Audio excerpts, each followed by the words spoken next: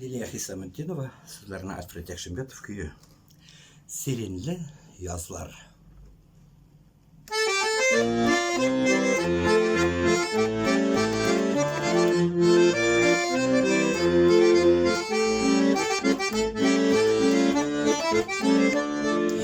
Yemli aylar ciddi, şeşekke kunerdi, akşamın türünde sirinler.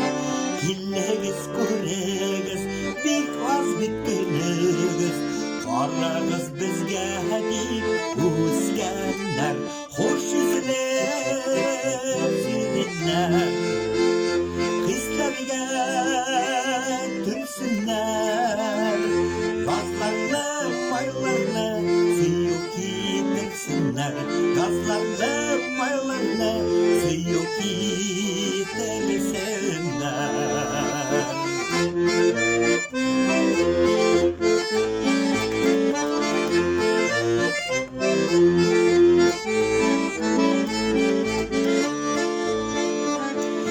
Saklanıp urelem, şeşeklerin özlem, hoş iskep baş eğlenmi kahra.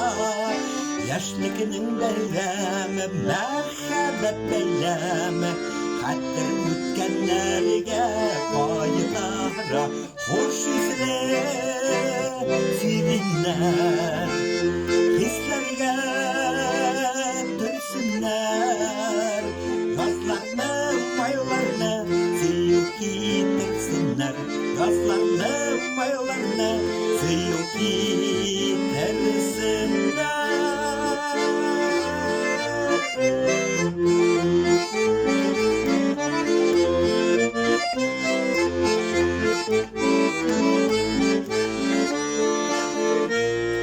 Yazlarının gülegi, vay ilin kulkemi, başını eğlendirgen sirinler.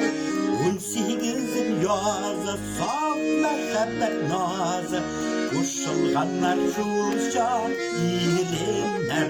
Hoş izler sirinler, kızlarga türsünler. Yaşlıklar bilgisi hazırda bilsinler, yaşlıklar bilgisi hazırda bilsinler. Hoş izler sirinler, kızlarga türsünler. Gazlarla maylarla siyuki tersinler, gazlarla maylarla siyuki